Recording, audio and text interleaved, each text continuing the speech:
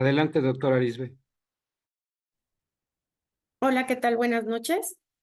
Para la Asociación de Centro Médico, la Asociación de Médicos del Centro Médico de Alinde, es un gusto recibirlos a ustedes en esta sesión mensual.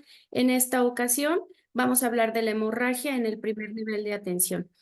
Muchos de ustedes ya me conocen, soy la doctora Arisbe Rivera Ordóñez, soy anestesióloga, soy algóloga y bueno, estamos también ahí en el Centro Médico de Alinde. Tengo mi parte en mi parte de atención pública en el Hospital General de Joco y la parte privada, pues ya sabemos, ahí en el Centro Médico de Alinde.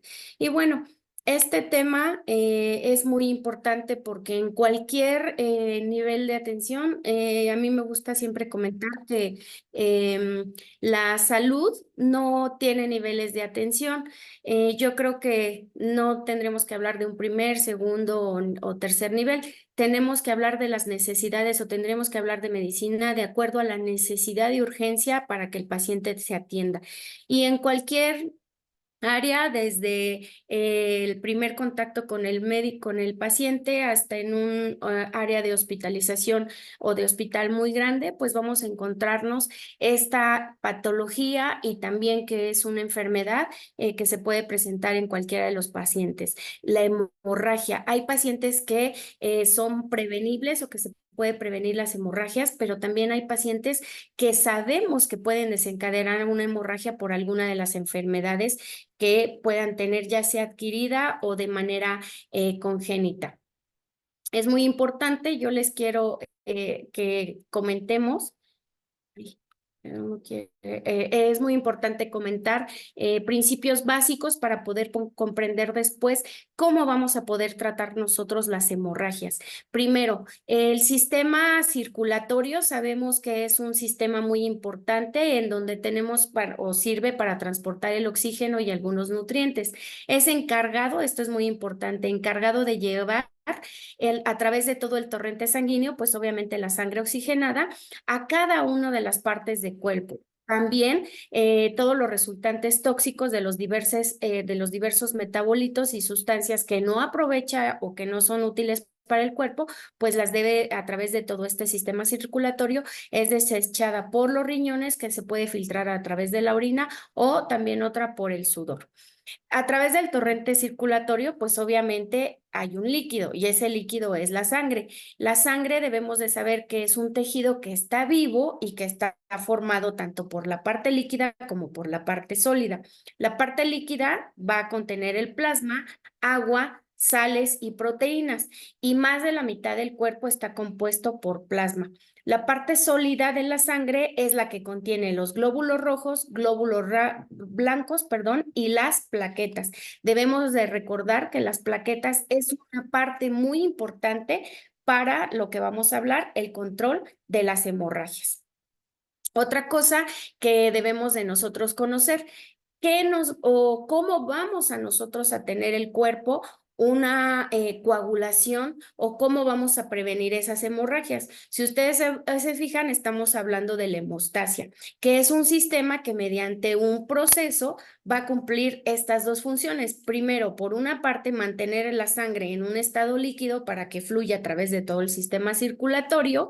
Y segundo, otra es suprimir la salida de sangre desde este espacio intravascular a través de un vaso lesionado. Pero también este sistema hemostático es muy importante. Debemos de hablar que nos debe de mantener un estado de equilibrio. Por un lado, nos debe de evitar que haya hemorragias, pero por otro lado nos debe de evitar que se formen coágulos y estemos en un proceso de coagulación intravascular y que pueda volverse diseminada. Entonces, la hemostasia es esa, comprender este sistema hemostático en equilibrio. Hemostasia, bueno, cuando nosotros tenemos alguna lesión o cuando hay una herida, la hemostasia, este sistema de hemostasia se activa. ¿Qué pasa? Pues tenemos estos cuatro pasos muy importantes. Vamos a comprenderlo. Antes se hablaba de, o todos hemos escuchado el sistema de hemostasia o primaria y el secundario. Y después vemos aquel sistema hemostático celular. Es exactamente lo mismo, pero bueno, en pasos acortados. Debemos de conocer que cuando tenemos una lesión, ¿qué va a pasar? Pues los vasos sanguíneos, como lo ven en la imagen, también tienen músculo, es músculo liso. En el primer momento que un vaso se lesiona, pues obviamente se activan todos estos sistemas hemostáticos con el fin de detener esa pérdida sanguínea. ¿Cuál es el primer mecanismo que vamos a tener? Pues un espasmo vascular en donde este músculo liso que se encuentra en los vasos sanguíneos va a sufrir una contractura, un espasmo vascular para poder activar el segundo paso, que este paso va a ser que a través del endotelio que existen los vasos sanguíneos y del subendotelio, se van a echar a andar todos estos sistemas celulares con la activación de los factores de la coagulación primaria, en donde va por medio de una serie de pasos celulares, se va a generar una agregación plaquetaria con el fin de cubrir esta lesión que existe en ese vaso. Se van a echar a andar estas plaquetitas para que a través de toda la liberación de todos estos componentes de la vía primaria, pues estas plaquetitas puedan unirse una a otra, atraerse para tratar de formar posteriormente en el paso 3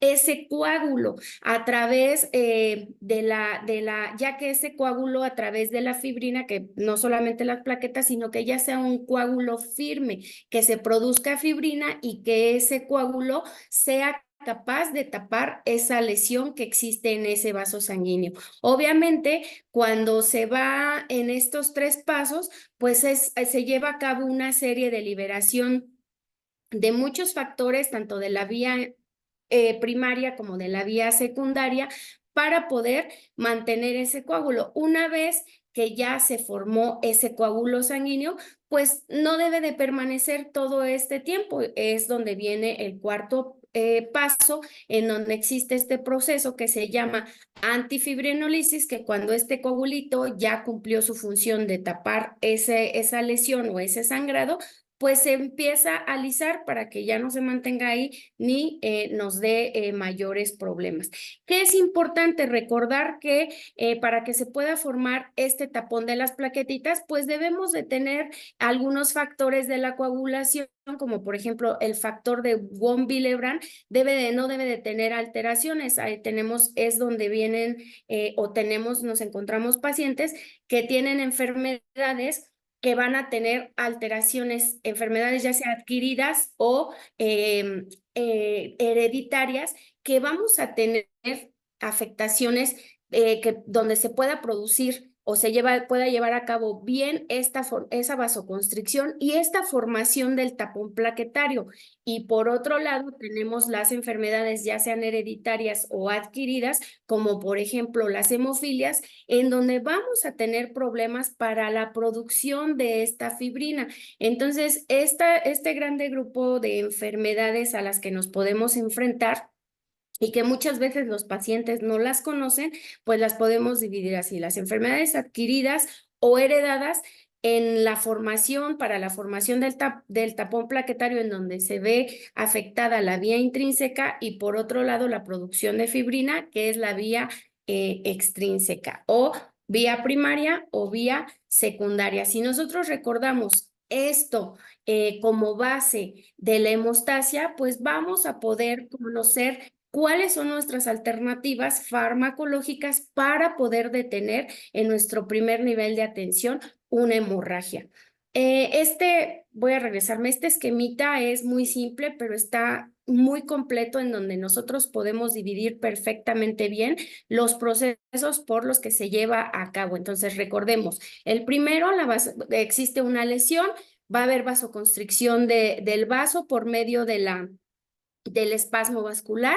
Segundo, en el mismo vaso sanguíneo va a ser la formación del tapón plaquetario, en donde a través de varios factores se van a adherir las plaquetitas.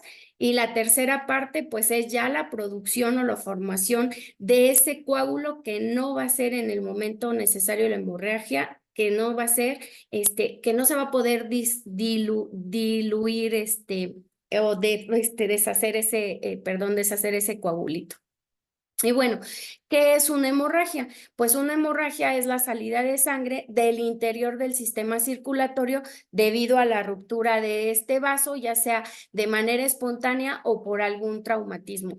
Cuando es de manera espontánea, pues bueno, uno de los grandes ejemplos que tenemos son los famosos aneurismas, y los traumatismos, pues bueno, están condicionados, cualquiera somos, no estamos libres de tener un traumatismo.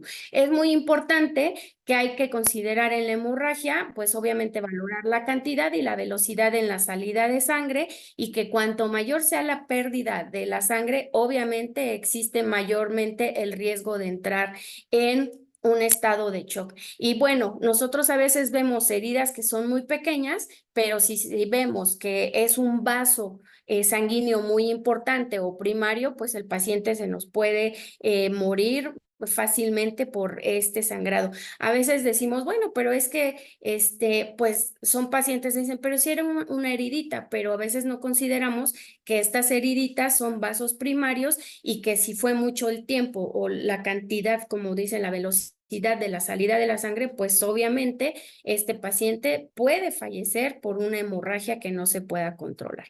Y bueno, hablando de hemorragias, tenemos diferentes o tenemos una clasificación en donde debemos de tomar en cuenta cuáles son los orígenes de las heridas. Si esta herida fue por una abrasión, fue una herida incisiva, fue una laceración, fue una herida punzante, fue una amputación o fue una abulsión. Hablando de trauma, pues ya sabemos que puede ser desde una abrasión hasta las abulsiones o las amputaciones traumáticas, y que son hemorragias que ponen en riesgo la vida, y que nosotros debemos de saber qué vamos a hacer de primera intención para minimizar esta hemorragia y obviamente evitar que el paciente caiga en un choque hipovolémico y obviamente pues pueda perder la vida. Hablando de dónde es o de dónde se origina de los vasos sanguíneos, pues tenemos que puede ser arterial, puede ser venosa o puede ser capilar. Obviamente sabemos que las arteriales pues son las que tienen un mayor impacto y mayor de riesgo para la vida. Otra clasificación es si es una hemorragia interna o si es una hemorragia externa. Ahorita vamos a ver más. De acuerdo a la naturaleza de las heridas, ya sea si es externa o interna, pues debemos de saber. Si es externa, vamos a ver si que esta va a tener un vaso que puede estar visible o no estar visible, pero que nos va a condicionar pérdida sanguínea hacia el exterior del cuerpo. Principalmente está causada por los traumatismos, por ejemplo, algunas fracturas que son fracturas expuestas, pues bueno, dependiendo también del vaso sanguíneo, pues, perdón, del hueso, si es hueso largo, pues sabemos que pueden perder o pueden incluso secuestrar grandes cantidades. Por ejemplo, un fémur podemos considerar aunque no sea una fractura expuesta, esta sería una fractura, una hemorragia interna cuando no es expuesta, puede secuestrar hasta 2,000 de sangre. Entonces, imagínense, dependiendo del volumen sanguíneo circulante de nuestro paciente, pues puede ocasionarle un choque hipovolémico desde leve hasta severo. Aquellas hemorragias que son internas, en donde la sangre no sale o no es visible por fuera del cuerpo, y que va a quedar retenida en el interior del organismo, pero puede quedar retenida en alguna cavidad. Y esto es muy importante saberlo, porque tenemos, porque como lo marca aquí en la diapositiva, podemos tener una hemorragia que estamos viendo ocular, pero que no condiciona la pérdida externa de la sangre, pero tenemos hemorragias muy importantes que son internas, como por ejemplo de la cavidad abdominal, de la cavidad torácica e incluso la cavidad craneal, que son grandes cavidades y que pueden contener grandes cantidades de sangre y llevar al paciente a la muerte. Pero bueno, estamos hablando de que este tipo de hemorragias pues requieren un nivel de atención, obviamente desde el prehospitalario hasta que llega a un nivel hospitalario de atención. Y aquellas hemorragias que son exteriorizadas por orificios naturales, que son hemorragias internas, pero que pueden salir ya sea por el oído o pueden salir por la nariz, pueden salir por vagina, pueden salir por recto. Y estas dicen, bueno, son orificios, por ejemplo, el oído o la nariz, pero una hemorragia nasal puede llevar al paciente a chocarse y a perder incluso la vida. Entonces, por eso es importante recordar en las hemorragias de dónde la velocidad con que sale la sangre y de qué tipo de vaso sanguíneo pues viene esa hemorragia. Ya habíamos visto las hemorragias internas exteriorizadas, por ejemplo, las epistaxis, las hemorragias, otro orificio, la uretra, que también es muy importante, las metrorragias, que también lo vamos a tomar a comentar más adelante, son orificios naturales que pensamos que porque son quizá orificios pequeños no pueden llevar a poner en riesgo la vida del paciente y pues sí, claro que sí, dependiendo, y acuérdense, la cantidad y la velocidad de la sangre es lo que debemos de tomar también en cuenta. Y este otro punto, ¿de dónde proviene esa sangre? Pues podemos tener hemorragias capilares en donde solamente va a comprometer los vasos sanguíneos que van a ser superficiales y que pueden irrigar la piel y que esto se puede controlar de manera fácilmente con algunas medidas generales como lo puede ser compresión o incluso con algunos geles hemostáticos que más adelante vamos a ver. ¿Qué características tiene la hemorragia capilar? Que ya habíamos visto, son pequeños puntos sangrantes que puede ser esto sí también es importante. Muchas veces cuando estamos en hospital, a veces nosotros me comentamos, es que tiene hemorragia o está sangrando en capa. Pues debemos de tener cuidado porque aunque vienen de vasos sanguíneos superficiales, si nosotros mantenemos mucho tiempo a este paciente a los pacientes sangrando, como lo dice aquí, que llega a cubrir a lo mejor un pañal o incluso la sábana, debemos de tener cuidado porque algo nos está poniendo sobre aviso que nuestro paciente está teniendo problemas en la coagulación y que no solamente que esta hemorragia, pues ya, aunque es de vasos pequeños, pues ya lleva un tiempo importante para tener esa cantidad. Y que, fíjense, en la diapositiva dice que es sangrado muy superficial de escasa importancia.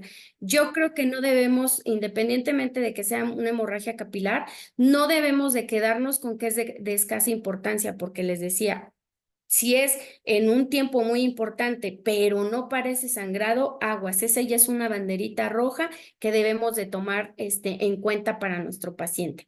La hemorragia venosa es aquella hemorragia en donde tenemos características que nos hace diferenciar de la hemorragia arterial. Por ejemplo, sabemos que la hemorragia venosa, la sangre es muchísimo más oscura, es de salida continua, que puede ser escasa o abundante cantidad. También las hemorragias venosas nos pueden poner en riesgo la vida de nuestro paciente por el tiempo, acuérdense, por el tiempo y la cantidad. Este sangrado no va a ser como en el arterial, que viene en chorro y que si nosotros le aplicamos presión, medidas generales como la presión, pues esta se puede detener a través del tiempo. Y la hemorragia arterial son aquellas en donde obviamente las arterias van a conducir la sangre desde el corazón a todo el resto del cuerpo. Pero esto es muy importante, la sangre es de características, sabemos que es roja, muy brillante, que su salida va a tener esta característica que va acompañada ese chorro va a salir al compás del pulso sanguíneo y que bueno, va a tener fuerza, por más que nosotros le apachurremos, pues esa sangre va a seguir saliendo, ¿no? Dependiendo del sitio de la hemorragia arterial, pues si nosotros no tratamos esta lesión, el paciente pues va a provocarle la muerte. Recordemos que, por ejemplo, en el paciente con trauma tiene tres tiempos en la tríada de la muerte, en el tiempo para que el paciente pueda fallecer. Los pacientes que fallecen en el sitio del accidente es porque tuvieron lesiones arteriales muy importantes, en este caso, por ejemplo, lesiones de grandes vasos como es la aorta. Y el segundo punto es los pacientes que llegan al hospital y que pueden fallecer dentro de la primera hora porque también tienen lesiones de grandes vasos, pero quizá eran hemorragias contenidas que cuando llegan al hospital o pasan a quirófano, sale toda esa sangre y pues obviamente el paciente se desestabiliza, son grandes cantidades y le puede ocasionar choque hipovolémico y la muerte. Y bueno, hablando de lo que les decía del choque hipovolémico, pues debemos de conocer que esta es una clasificación que hizo el Colegio Americano de Cirujanos y que nos habla de la severidad de la hemorragia y de acuerdo a las manifestaciones clínicas, como por ejemplo la presión arterial, la frecuencia respiratoria, la cantidad de orina que tenga nuestro paciente, algo muy importante, el nivel de conciencia y la cantidad, obviamente el pulso y la cantidad de sangre que está perdiendo nuestro paciente. Aquí nos habla en porcentaje del volumen sanguíneo circulante o en cantidad en mililitros. Cualquiera de estas también es muy importante porque esta clasificación es la que todos los, por ejemplo, en anestesia, los cirujanos y todos, y creo que en muchas partes del mundo, pues es en la que nos seguimos basando para clasificar el choque hipovolémico. Por ejemplo, clase 1 y clase 2 pues nos marca cómo podemos manejar a nuestro paciente. Aquí pues va a estar ansioso, ligeramente ansioso, moderadamente ansioso, clase 2 hasta que pierda a lo mejor entre 750 y 1500 mililitros. El paciente todavía va a tener como la capacidad de compensarlo, pero ya va a tener la necesidad de que le administren soluciones como por ejemplo la Hartmann para poder compensar esa pérdida de su volumen sanguíneo. La clase 3 y clase 4 hay que tener cuidado porque más la clase 4 obviamente ya perdió más del 40%, el 50% de su volumen sanguíneo circulante y este paciente pues ya tiene un riesgo de muerte muy alto si no hacemos nada.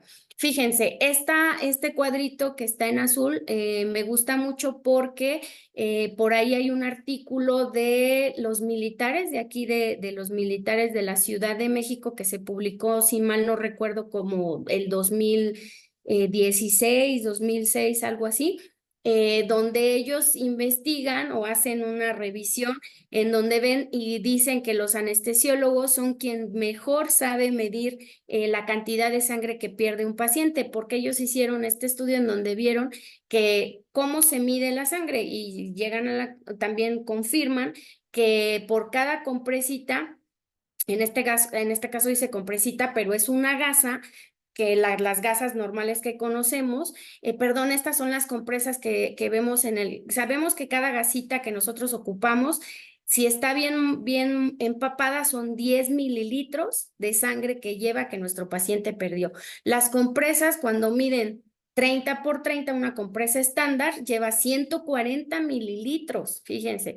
Y hay otra, por ejemplo, si el paciente dicen que tiene un diámetro de 50 centímetros cuando está en el área del prehospitalario, incluso en el hospital, podemos considerar que perdió 500 mililitros. Si el paciente tiene más de 1 metro, pues perdió ya por lo menos 1500. A veces nosotros, o estando en un medio hospitalario, no tomamos en cuenta o no preguntamos la cinemática del trauma, no preguntamos si perdió mucha sangre en el lugar, a veces no nos fijamos si lleva pañales, si lleva un pañal y que ese pañal va lleno de sangre, más aparte la sábana. Cuando el paciente llega a quirófano, nosotros nos creemos o una mala costumbre es que empezamos a contar el sangrado que nosotros estamos viendo, como por ejemplo ahí las compresas o los contenedores, pero no, debemos de considerar desde que el paciente, en caso de que haya sido un traumatismo desde el prehospitalario, pacientes que van a ser programados para algún procedimiento, como por ejemplo la atención de un parto vaginal que más o menos sabemos cuánto debe de perder o que debe de perder menos de 1000 mililitros, ya sea un parto vaginal, considerando la placenta, una cesárea, pues nosotros vamos a ir considerando cuánto va a perder de sangre. Por ejemplo, pacientes para cirugías dentales, que este es gineco, a veces no se considera, incluso los pacientes en primer nivel de atención, las metrorragias, cuando el paciente o las pacientes van a empezar a menstruar y que tienen trastornos, las pacientes se pueden vaciar teniendo metrorragias, pacientes con miomas, los pacientes que van a ser atendidos por cirugía oral, a veces creemos que van a ser sangraditos normales o sangrados esperados, pero algo puede pasar que nos puede complicar este sangrado y llevar al paciente a una hemorragia y lo puede llevar a un choque hipovolémico, ya sea clase 1 o clase 4, pero debemos de considerar esto.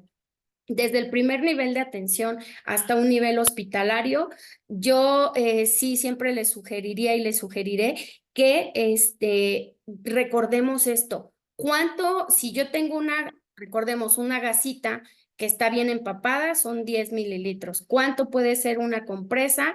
Desde 60 mililitros hasta 300 mililitros, dependiendo del tamaño de la compresa, pero sí tomarlo en cuenta, no minimizar ni siquiera las hemorragias que vienen y que son capilares. Nuevamente recordando lo del choque hipovolémico, pues aquí conforme vamos viendo cómo va evolucionando, si nosotros podemos tener a un paciente con un choque hipovolémico 1, con una hemorragia interna, pero que les digo, al momento de que se abre esa cavidad puede evolucionar a un choque hipovolémico 4. Claro que sí, un paciente de consultorio, pero por supuesto también pacientes algo que voy a hacer mucho hincapié, los pacientes que van a ser atendidos por ejemplo, alguna cirugía oral, extracción de terceros molares o algún paciente que esté tomando anticoagulantes y que a veces, les repito, o les comento, muchos pacientes a veces nos mienten porque se les haga algún procedimiento o no llevan la sugerencia de retiro de anticoagulantes, o cuántos pacientes tienen el hábito de estar tomando aspirina, de no suspenderla al tiempo o de estar tomando AINES que son de libre demanda. Ese es el único inconveniente a veces de tener los AINES, que son muy buenos para controlar el dolor. Pero una desventaja, hablando de la hemostasia, es que son de libre venta y que muchos pacientes lo toman ahora sí que a libre demanda, y sí vemos la afectación en la coagulación. Y bueno, esto lo podemos ver también en los consultorios, y bueno, pues sí debemos de tenerlo en cuenta para no minimizar que puede ser desde un sangrado esperado hasta llevarnos al paciente al choque hipovolémico. Y bueno, conociendo estas condiciones que puede tener nuestro paciente, me voy a preguntar yo, cuando tengo un paciente o que estoy yo en presencia de una hemorragia, ya sea como lo habíamos visto, una hemorragia que aparentemente era esperada por un procedimiento en el consultorio, o algún traumatismo, o algún paciente que tiene una enfermedad ya habíamos visto la hemostasia primaria o de la hemostasia secundaria y que va a ser sometido a algún procedimiento en consultorio o algún procedimiento en hospital, incluso hasta un retiro de DIU, podemos tener también, nos puede llevar al paciente a un choque hipovolémico. ¿Cómo voy a actuar yo cuando tengo una hemorragia? ¿Qué debo de hacer yo? Primero, pues obviamente este es un artículo que nos habla del control de las hemorragias en pacientes con traumas, pero desde el prehospitalario. ¿Qué debo de hacer yo? Pues porque es importante, porque no solamente en el prehospitalario, en un medio de un trauma, sino también si se me llega a presentar en un área de un consultorio, ¿qué debo de hacer yo? Primero, y algo que no estamos como muy acostumbrados o que no nos enseñan mucho, es pedir ayuda. Ese es lo primero que debemos de hacer. Llamar al 911, llamar al compañero del consultorio que está al lado, o alguien que nos pueda ayudar en ese momento. Como lo marca aquí, esto es muy importante, los 3 pilares, el A, B, C, en donde aquí el primero es pedir ayuda, que no se nos olvide, siempre que vemos a un paciente con hemorragia, lo primero que tenemos que hacer es pedir ayuda. Segundo, el sangrado, ver de dónde proviene ese sangrado o qué lo está provocando. Ya habíamos visto, puede ser desde una laceración, una amputación, una fractura expuesta, una avulsión. A veces tenemos pacientes que tienen heridas por deslizamiento muy importantes y que, bueno, llegan a tener sangrados en capa o sangrados venosos también muy importantes y que debemos nosotros de detectarlo. Y tercero, ¿qué voy a hacer? Si solamente en ese momento voy a aplicar presión para detener el sangrado o todas las otras técnicas que siguen. Pero primero, recordar, no como lo marca la atención primaria del paciente, por ejemplo, con trauma, que es el A, el B, el C, el D y el E, ¿no? Aquí la A, acuérdense, corresponde a pedir ayuda. B, identificar de dónde viene ese sangrado, cómo es la herida. Y tercero, la primera acción que yo voy a tomar para poder detener o minimizar esa hemorragia. En este caso es la compresión. Y bueno, ¿qué nos marca con respecto a las hemorragias en el ámbito prehospitalario? Nuevamente, pues aquí nos comentan, ya sea los vendajes que nos puedan generar o que podamos tener la compresión, los torniquetes en caso de que el paciente sea que lo requiera o lo necesite. Y fíjense aquí la presión directa con los apósitos simples, y si es un trauma mayor de alguna, y que en los apósitos a veces en el prehospitalario pueden tener incluso apósitos ya medicados, y desde ahí empezar el tratamiento farmacológico de esta hemorragia, independientemente de las medidas como son la pura compresión o los vendajes. Y en caso de que exista ya un trauma mayor, en este caso, pues aplicar un torniquete si es necesario, si sabemos utilizarlo, y si no, también hay que hacerlo. Más adelante vamos a ver, porque le vamos a salvar la vida a nuestro paciente. Y en estas guías también es importante ver si es una hemorragia que está activa, cuál es o qué vamos a utilizar para poder controlar este sangrado. Si estamos en un entorno prehospitalario, en el consultorio o en un medio ya hospitalario, vamos a ver qué es lo primero que debemos de hacer. Y obviamente las medidas que nosotros tenemos que tomar para evitar que nuestro paciente caiga en un choque hipovolémico. Entonces, esto es bien importante que nosotros lo detectemos para poderle ayudar a nuestro paciente. Y fíjense, existe este consenso de Hartford que es muy interesante. ¿Qué pasa con este consenso que más lo llevan a cabo a nivel prehospitalario, pero se me hizo muy interesante de comentárselos? Ya no es nuevo en Europa, y en Estados Unidos también, aquí hay muchas publicaciones también.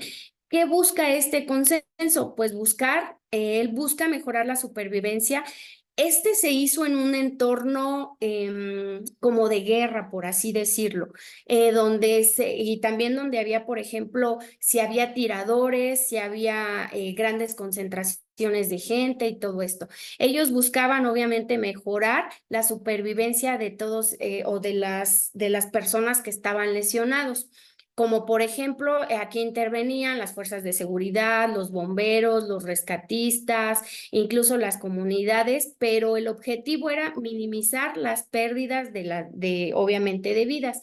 Se fue mejorando, salió el consenso Hartford 2 y el consenso Hartford 3, en donde no solamente donde ellos dicen que nadie, algo bien importante, y es la premisa de este consenso, es que nadie debe de morir por una hemorragia incontrolada.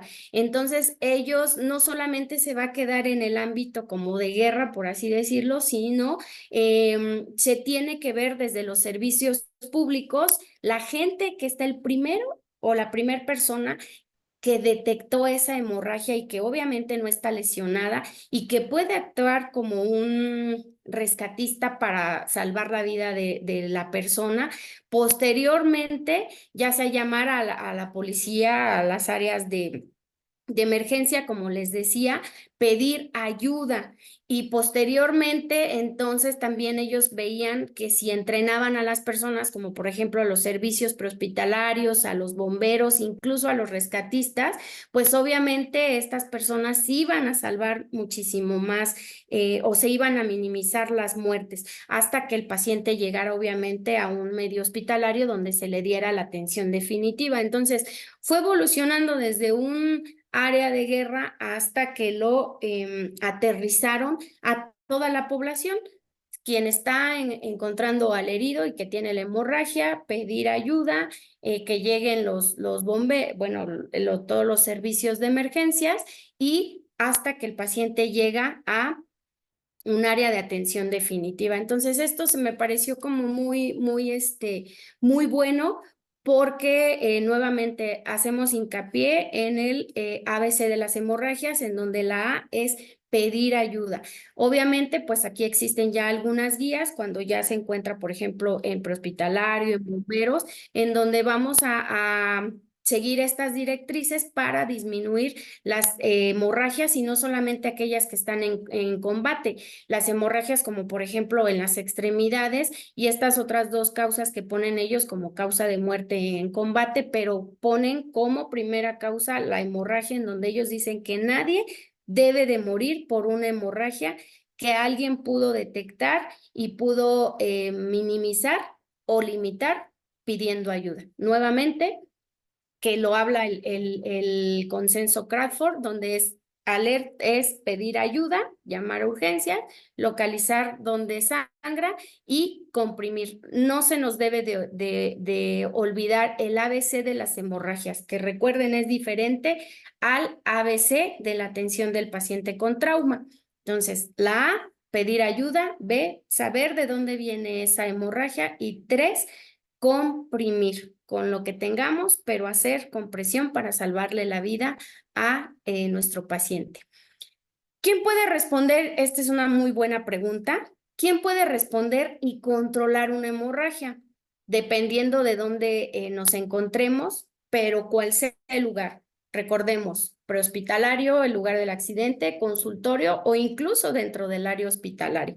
Ellos dicen que existe 3 tipos de respondedores y claro que sí, los respondedores inmediatos, que puede ser desde el transeúnte, cualquier civil, que a veces, muchas veces, pues hemos sido testigos presenciales de algún accidente cuando estamos fuera de nuestras actividades asistenciales, pero sí debemos de saber qué hacer.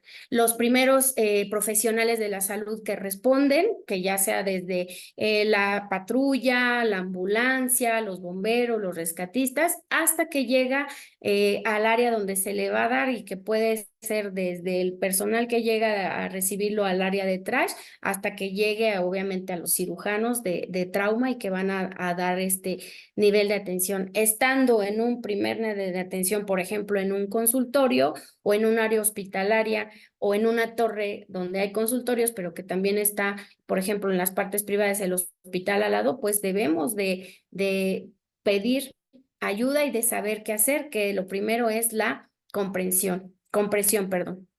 ¿Qué es una hemorragia que nos pone en peligro la vida? Pues bueno, ya habíamos visto sangre que va a tener un chorro en el suelo. Recuerden el cuadrito que les había dicho, si el área por lo menos que les había dicho que por lo menos abarca entre 40 y 50 centímetros cuadrados, ¿cuánto puede tener? Si vemos que abarca hasta 1 metro, sabemos que perdió da más de 1500. Si tiene 50 mililitros alrededor, sabemos que por lo menos ya perdió 750 mililitros. Entonces, eso es lo que debemos nosotros también saber valorar. Ver si el vendaje está empapado de sangre o se sigue llenando de sangre, si en caso de trauma, si fue una amputación traumática.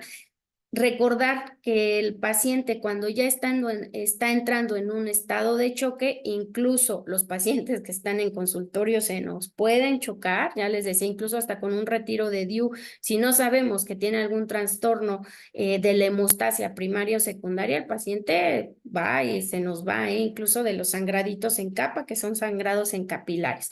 Al tener cuidado, reconocer si el paciente empieza a estar con confusión o llega a estar inconsciente, pues nuevamente recordar que ya está la hemorragia, pues está avanzada. La sangre que sale a chorro y aquellos sangrados que no se logran detener. Y bueno, ver, por ejemplo, también algo muy importante. A veces cuando estamos en un área, por decir que vamos en la calle, cuando vamos de civiles y demás, a veces nos da como miedito si alguien necesita la ayuda, quedarnos por las cuestiones legales que implica. Este es otro tema muy interesante, por las cuestiones legales que esto implica.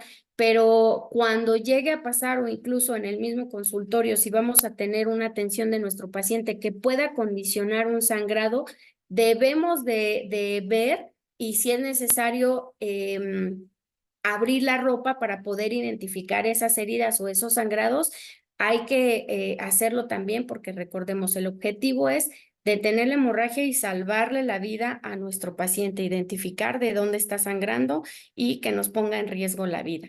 Y la C, que ya habíamos visto, es la compresión, en donde tenemos diferentes métodos para detener esta hemorragia y que va desde comprimir los vasos sanguíneos con compresión manual, con algunas compresas, con gasas o hasta poner un torniquete que puede salvarle la vida también a nuestro paciente.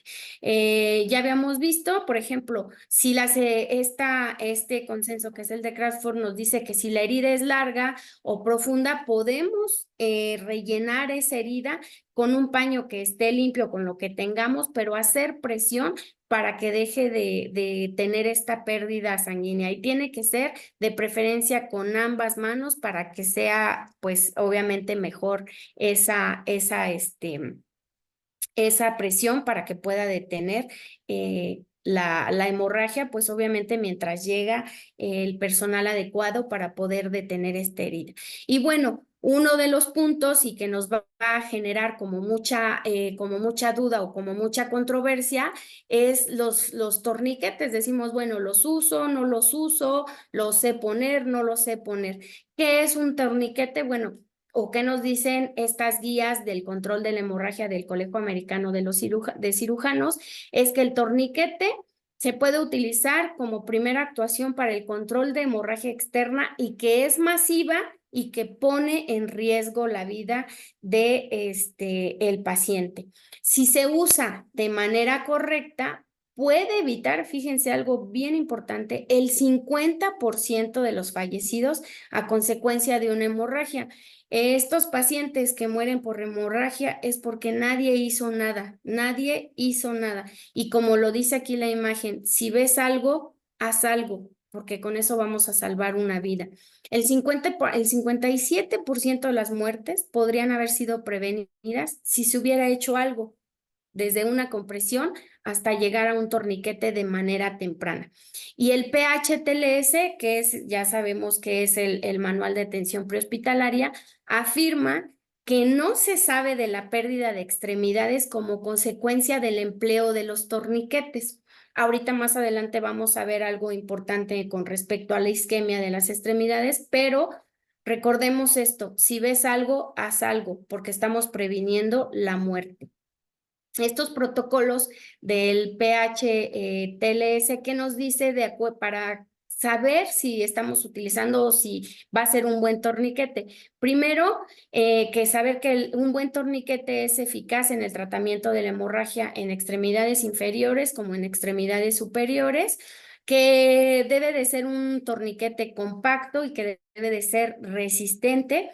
Ya hay torniquetes a la venta que, bueno, no todos vamos por la vida cargando ni una mascarilla para dar ventilación de boca a boca si es que lo requiere el paciente y después de la pandemia ya sabemos que eso no se usa o cargando un torniquete, pero sí hay medidas o aditamentos que podemos utilizar como civiles para poder utilizar un torniquete. Que sea de material duradero y resistente, que sea obviamente de bajo costo. Estas son las características de los torniquetes para prehospitalario, hospitalario y demás. Que no necesiten, esto es bien importante, que no necesite una fuente de energía, porque si no, pues obviamente no, menos nos va a funcionar.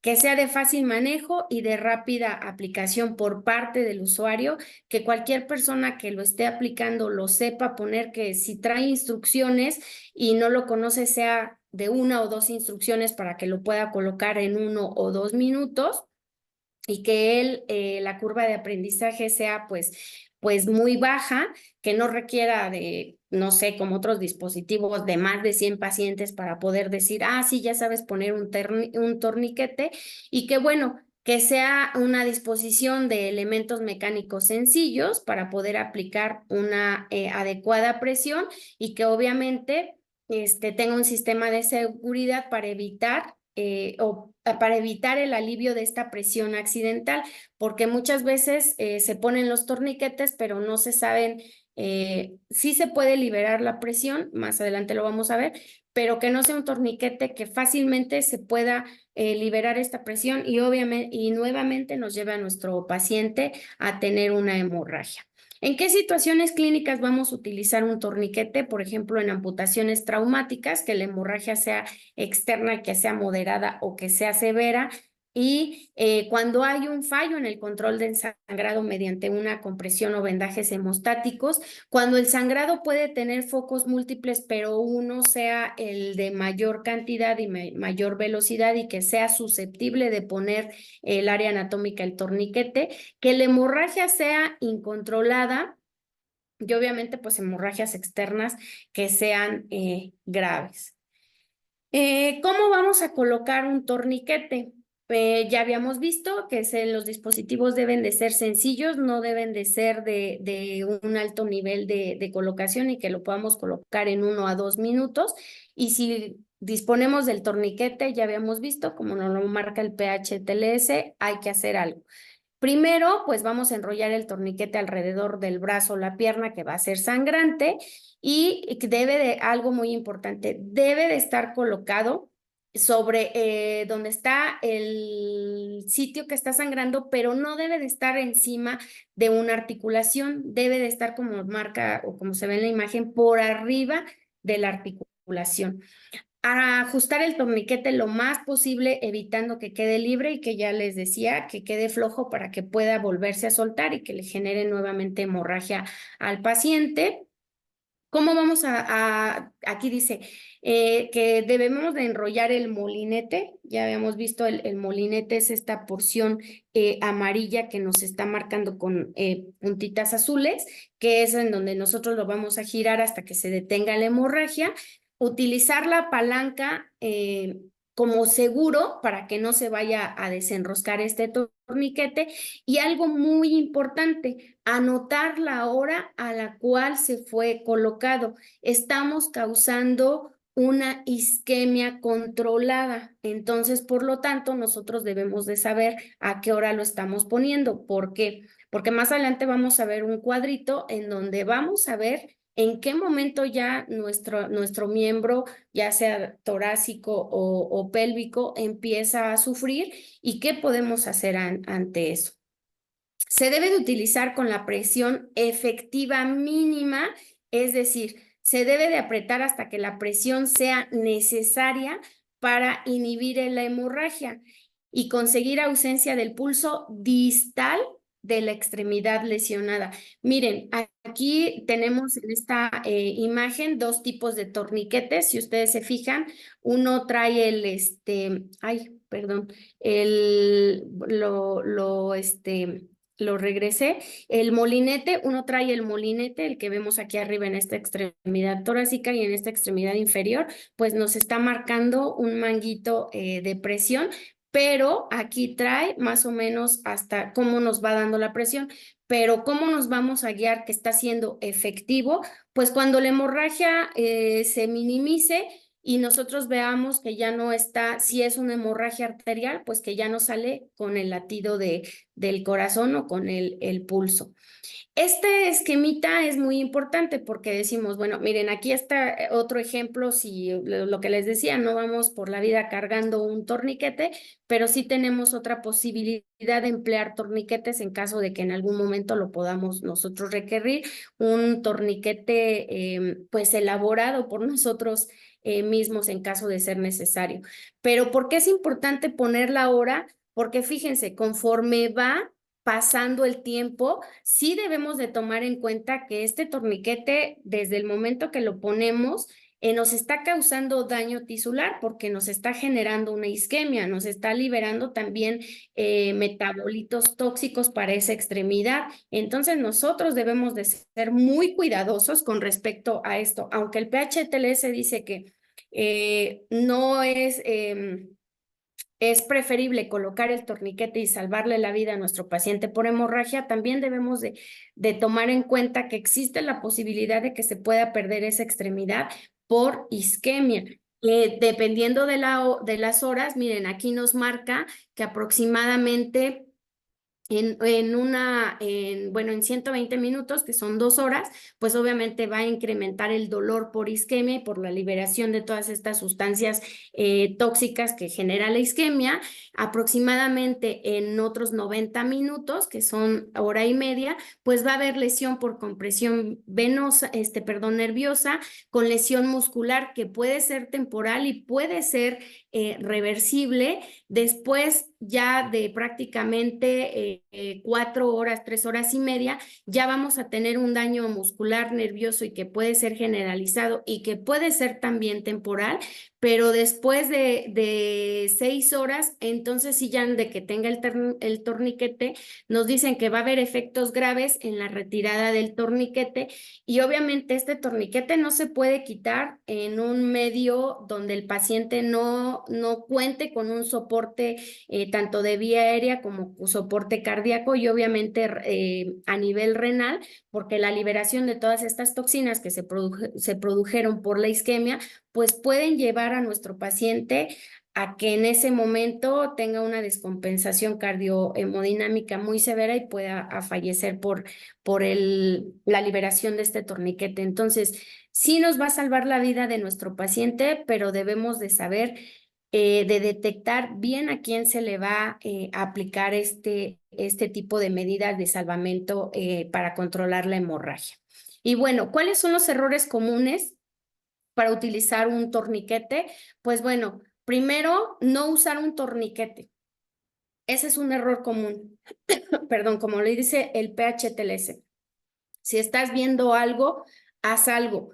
No esperar demasiado tiempo para poder aplicarlo. A veces, incluso estando en medio hospitalario, como que nos da miedito, pero si no lo hacemos, entonces ponemos en riesgo. Ya habíamos visto el 57% de los pacientes que mueren por hemorragia se pudo evitar. Incluso, por ejemplo, quien conozca o haya escuchado al doctor Enrique Monares Cepera, que es un intensivista muy reconocido. Él pone una imagen muy famosa para la hemorragia materna en aquellas pacientes que tienen hemorragia obstétrica. Hay una imagen muy famosa de él en donde llevan a la paciente en la camilla y va un médico encima de la paciente con el puño sobre el abdomen tratando de comprimir la aorta mientras llegan al sitio, estando en un medio hospitalario, mientras llegan al sitio correcto para controlar esa hemorragia. Entonces recordemos, el 57% se muere por no hacer nada. No hacer el torniquete lo suficientemente apretado porque nos da miedo para detener ese sangrado, es un error común. No usar un segundo torniquete si es necesario. La imagen pasada vimos que un torniquete rústico con un trapito, un campo con un pedazo de madera que lo vamos a utilizar para darle la presión. Si no fuera suficiente, bueno, pues podemos hacer esto, recordemos, por arriba de la herida y por arriba de una articulación. Otro error, aflojar periódicamente el torniquete pensando que vamos a permitir el flujo sanguíneo a esa extremidad. Recordemos que cuando se libera esa isquemia, también liberamos todas las sustancias tóxicas y que se van a la circulación sanguínea general y que nos pueden desestabilizar a nuestro paciente. Y obviamente quitar el torniquete en el lugar correcto cuando tengamos todos los medios y los modos para poderle dar a nuestro paciente un soporte cardíaco y ventilatorio en caso de ser necesario. Y bueno, otra manera de controlar las hemorragias, pues ya lo habíamos visto, es la compresión o el empaquetamiento de las heridas, y otra es también el uso de agentes hemostáticos. El empaquetamiento de heridas, puede ser solamente con compresas o con gasas o con algo que nos pueda empaquetar y detener ese sangrado, que no contenga medicamentos o hemostáticos, y ya los empaquetamientos o las gasas que ya vienen medicadas con agentes hemostáticos para poder detener estas hemorragias. Ya habíamos visto, consiste en introducir a la herida ya sea el agente hemostático o el apósito gasa que contiene estos medicamentos. Y debemos de tener o de rellenar esta herida, pero hacer presión directa con mucha fuerza. Ya habíamos visto que a veces si no es suficiente una sola mano, tiene que ser con las dos manos. Si vamos a hacer la compresión y vamos a utilizar los agentes hemostáticos, pues mínimo debemos de tener esta compresión ruda, por así decirlo, entre 3 a 5 minutos para que estos agentes hemostáticos se puedan liberar, puedan actuar en la coagulación, liberando la sustancia hemostática y obviamente se pueda formar el coagulito y se detenga la hemorragia. Vamos a ver un poquito más adelante cómo actúan estos agentes hemostáticos. Pues ya habíamos visto, han aparecido un gran número de productos para el manejo de áreas sangrantes y que son de difícil manipulación. Deben de limitarse solamente a las hemorragias externas graves y que están localizadas y que, bueno, pueden ser zonas anatómicas incapaces de aplicar un torniquete o una presión directa de manera sostenida y que pueda ser inefectiva o que pueda ser impráctica. Y obviamente estos agentes hemostáticos deben de estar de manera, o se deben de presentar de formato de gasas o en esta misma gasa que ya les decía está impregnada con todos estos materiales, incluso jeringas que pueden ser rellenadas, también son agentes hemostáticos que ya existen. Ha habido mucha evolución de todos estos medicamentos, pero bueno, debemos de conocer algunos de ellos, debemos de saber que existen, que quizás no los tenemos a la mano, pero no solamente en el área prehospitalaria, sino también tenerlos en el consultorio y saber que existen. ¿Qué características debe tener un agente hemostático? Pues bueno, debe de ser barato y de fácil producción, de aplicarse de forma sencilla y nuevamente con un entrenamiento mínimo, debe ser seguro, que no presente efectos secundarios después de su uso. Esto es difícil porque no existe ningún medicamento que sea inocuo y que sea pues el prototipo, que en este caso que no tenga efectos secundarios, y obviamente debe de mantener sus propiedades en condiciones extremas, tanto de temperatura como de humedad, que si no debe de modificarse si lo guardo tanto en frío como en calor, y que al momento de que yo lo ponga para detener la hemorragia, haga esa función, que libere los agentes hemostáticos para poder favorecer la coagulación. Que sea algo importante, que sea efectivo para hemorragias moderadas o graves y que genere hemostasia durante varias horas para que nos permita el traslado de nuestro paciente, ya sea de prehospitalario o de consultorio, a un hospital o al área donde va a ser el tratamiento definitivo o incluso dentro del mismo hospital. Ahora, ¿cuántas veces no hemos visto o no hemos escuchado en las noticias que se descomponen los elevadores? Si un paciente está en el tercer piso y empieza a tener una hemorragia por algún orificio natural o está en el consultorio de consulta externa y se tiene que llevar a quirófano, que quizá está en el tercer piso y no sirven los elevadores, híjole, pues entonces, ¿qué vamos a hacer? Entonces, debe de tener este efecto durante varias horas para poder minimizar el riesgo del choque hipovolémico, que es lo que va a tener en riesgo la vida de nuestro paciente. Para utilizar de manera correcta debemos de tener en cuenta que es algo que vamos a utilizar en contacto directo en el punto sangrante, que requiere presión de 3 a 5 minutos y que puede ser por medio de las compresas o incluso, como lo vimos en la diapositiva anterior, ya existen algunos vendajes compresivos que van a estar liberando estos fármacos hemostáticos. Y bueno, ¿cómo este cuadrito donde nos marca cómo vamos a poder o qué contienen estos agentes hemostáticos? Por ejemplo, los vendajes hemostáticos, ya habíamos visto que se puede utilizar fácilmente pues yendo hasta caminando en la calle y puede ser ya sea por medio de gasa o de apósito y que van a contener el fármaco que nos va a estar controlando la hemorragia. Pueden ser agentes biológicos que van a tener la capacidad de adherirse a las estructuras tisulares y que se va a absorber fácilmente, que nos va a generar trombina, obviamente nos va a generar la formación del coágulo que no se va a disolver, y los agentes sintéticos que se pueden fijar a los tejidos en el lugar de la hemorragia y que van a tener, que va a estar durante el tiempo necesario y que no va a interferir tampoco con el proceso de cicatrización, y que los agentes físicos van a sellar mediante una acción física la superficie sangrante, ya sea por medio de ceras óseas o los que sean polímeros.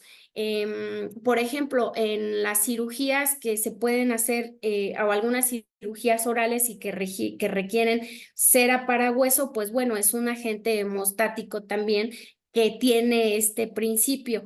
Entonces, ya como ustedes lo pueden ver, se puede aplicar desde cualquier nivel prehospitalario, consultorio o un medio hospitalario, y que debemos de conocerlos y que la mayoría de nosotros lo hemos utilizado, pero muchas veces no nos hemos puesto a reflexionar un poquito más qué estamos utilizando, incluso el famoso gel foam, que es esta esponjita que también se pone en algunas heridas, y luego decimos, pues ponle tantito gel foam, ¿no? Y vamos a hacer hemostasia. Pues bueno, es un agente hemostático absorbible también. Y bueno, esta otra revisión en donde nos marca todas estas características de los agentes hemostáticos y cómo han ido avanzando de acuerdo a la generación, y que bueno, de lo que están compuestos, que pueden ser granulares, que pueden ser los apósitos que contienen el agente, que bueno, desde que nos pueda favorecer la liberación de factores de coagulación, activar la adhesión de las plaquetitas, una formación de las barreras mucoadhesivas de las células sanguíneas. Recuerden, todos estos obviamente están aprobados por la FDA. Estos son de primera y segunda generación. Tenemos los de tercera generación, que ya son, por ejemplo, gasas o son liofilizados, que vienen, incluso pueden venir en lo que les decía, como en forma de gel, y que los utilizamos o que se llegan a utilizar en el prehospitalario por medio de una jeringa, que como que se rellenan las heridas y nos van a favorecer este tipo nos van a favorecer la coagulación. ¿Qué van a hacer? Nos pueden favorecer activar la vía intrínseca de la coagulación. Ya habíamos visto la primera generación, segunda generación, nos favorece más la formación o la adhesión de las plaquetas con la formación del coagulito, pero nos activan a nivel celular las vías intrínsecas de la coagulación, la formación del fibrinógeno, haciendo que este coagulito no se disuelva, por lo tanto se mantenga ahí sobre las heridas y nos detenga la hemorragia. Entonces van a actuar desde la hemostasia primaria hasta la hemostasia secundaria, deteniendo la hemorragia. Y bueno, regreso a lo de los hemostáticos. Tenemos otros fármacos que no solamente se utilizan sobre la herida, sino también porque tenemos hemorragias o tenemos pacientes que van a ser sometidos a un procedimiento dentro del consultorio y que nos pueden generar en ese momento hemorragias, como cuáles, por ejemplo, cirugías o procedimientos ginecológicos, que son los más frecuentes, o los procedimientos dentales o procedimientos orales. ¿Y qué podemos hacer? Acabo de ver que ya no pude poner una revisión sistemática muy buena del 2023, en donde hicieron una revisión desde metaanálisis. Si pueden buscar el artículo donde hablan del ácido tranexámico. El ácido tranexámico, ellos hicieron esta revisión justamente en cirugía oral o cirugías dentales, en donde dicen, bueno, ¿cómo lo podemos utilizar? ¿Ya cuando está la hemorragia, o podemos utilizarlo antes de que sepa yo que mi paciente va a ser sometido a un procedimiento y puede tener hemorragia? Ellos vieron que, por ejemplo, había pacientes, los pacientes que les digo, los que toman anticoagulantes y que no siguen indicaciones, los pacientes que toman también AINE de manera crónica, o los pacientes que tienen alguna enfermedad adquirida o tienen alguna enfermedad heredada de la coagulación. Entonces dije, lo que concluyen ellos es que si ya sabemos que vamos a someter a este paciente a un procedimiento que puede generar hemorragia, tenemos de dos alternativas. Ellos marcan que la primera alternativa es el etamcilato y, perdón, el ácido tranexámico, pero que creen que los pacientes pueden tener intolerancia o citotoxicidad al ácido tranexámico. Y nos marcan como segunda opción el etamcilato. El ácido tranexámico lo marcan cuando se va a utilizar por vía oral. Se tiene que utilizar 500 miligramos cada 8 horas, entre 3 y 5 días. Y el etamcilato igual, 500 miligramos entre cada 8 horas, entre 3 y 5 días. Si el paciente presenta hemorragia estando en el consultorio atendiéndolo, entonces se tiene que utilizar, obviamente no se puede utilizar en ese momento por vía oral, pero sí tienen presentaciones, el etamcilato, por ejemplo, se puede utilizar intramuscular en una dosis única, y el ácido tranexámico, si es que el paciente se puede canalizar, se puede utilizar la dosis que marca para las hemorragias, que son 1 gramo administrado en una solución de 100 mililitros para 10 minutos y obviamente llevar al paciente a un medio hospitalario. Pero si es una hemorragia que ya, como les decía, procedimientos programados, que se le dio el tamcilato o el ácido tranexámico de manera preventiva, se le puede aumentar, se le puede dejar, les decía, 3 días previos, puede ser, o 5 días, pero mantener 7 días como máximo el uso de tamcilato como ácido tranexámico. Entonces, existen muchas o tenemos varias alternativas que hemos utilizado y que debemos de aprender a utilizarlas prehospitalario, consultorio o a nivel hospitalario.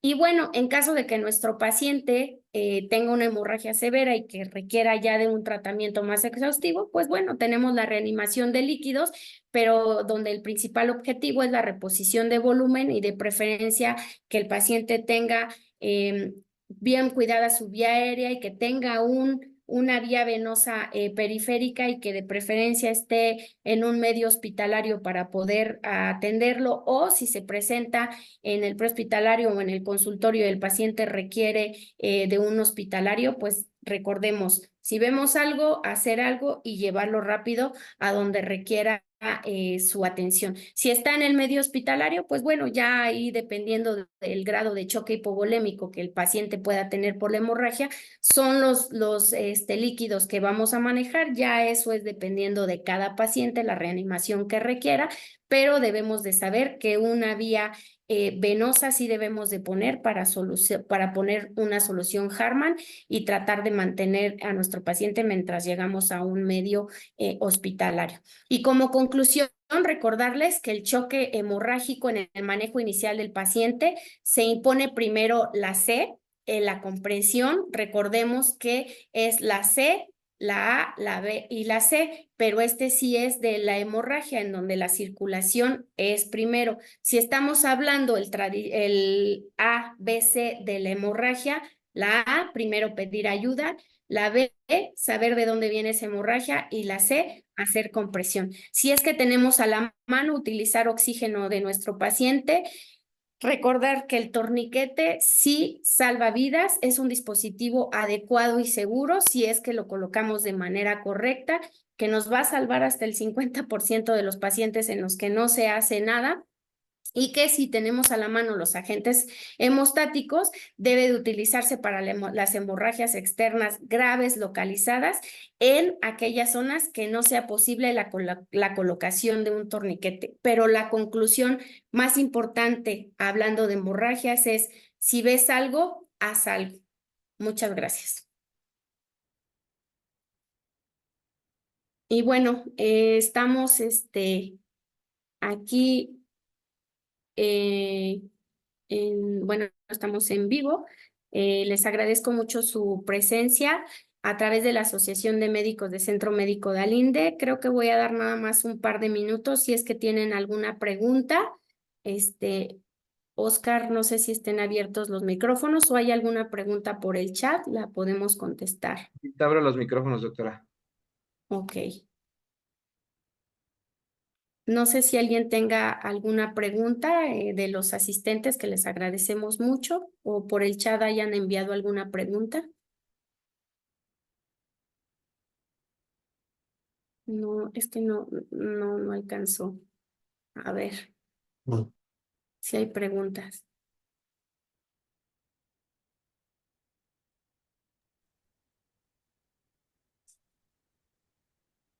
Ok, bueno, ¿Sí creo me que... escuchan? Ari. Sí, doctor, dígame. Bueno, qué bueno. Bueno, primero felicitarte porque es una excelente revisión, muy exhaustiva de todo lo básico y sí, definitivamente todo lo que tú has mencionado es muy importante. Nada más hacer algún pequeño comentario.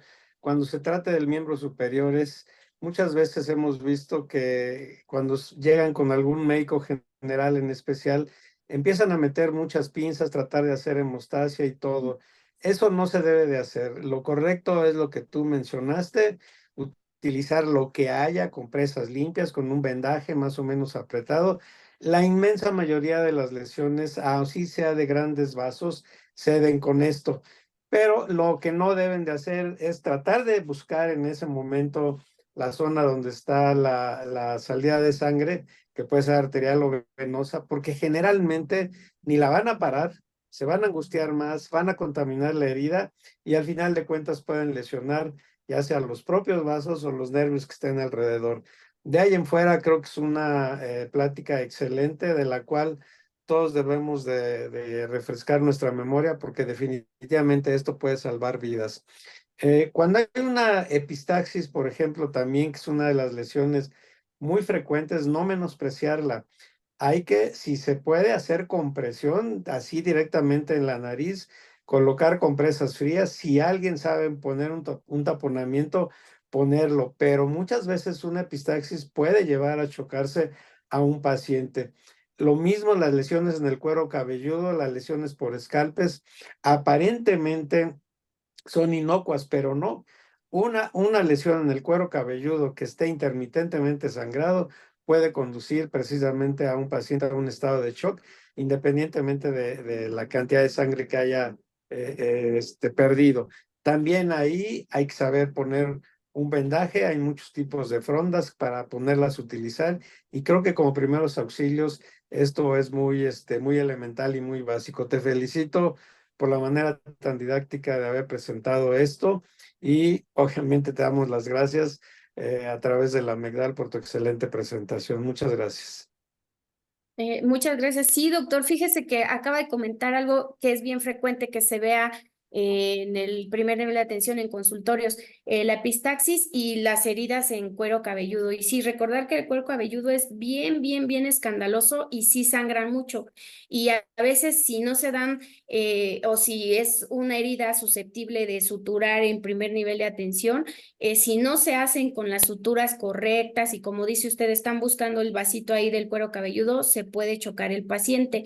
Y las epistaxis, también eso es bien frecuente. Y el problema de la epistaxis es que si el paciente tiene sangrados profusos y todo eso, le empieza a alterar el estado de conciencia y nos afecta o la vía aérea. Entonces ahí sí debemos de tener mucho cuidado y como dice usted, tratar de hacer lo mejor posible con lo que tenemos, a veces no quererle jugar al héroe y pues Claro, claro. tomar la decisión correcta de dónde se debe de atender mi paciente, si me lo debo de seguir quedando yo en el consultorio o debo de seguir Solicitar debo de ayuda. derivarlo a otro nivel. La cirugía oral también eso es bien frecuente, doctor. A veces los sangraditos en capa, sangraditos en capa, cuando interviene mucosa o ya interviene también hueso, a veces los pacientes, híjole, sangran y pues algo que no hacemos es cuantificar y les decía, si nosotros más o menos tratamos de cuantificar un poquito el sangrado a cara y entonces ya está sangrando o se ha incrementado, entonces ahí tomar la decisión a dónde se tiene que derivar el paciente. Y Sí, pues ante la duda, solicitar ayuda definitivamente y exactamente. no tratar de hacerle al héroe porque sale peor. Pues muchísimas gracias, Ari, por todo y a Oscar de Senociaín, como siempre, como nuestro anfitrión. Muchas gracias, Y Oscar. bueno, a todos, y gracias a todos los que estuvieron conectados. Muy buenas noches, muchas gracias por su atención y nos vemos la próxima sesión a final del mes de junio y la Asociación de Médicos del Centro Médico de Allende les da las gracias y que pasen todos muy buenas noches. Gracias.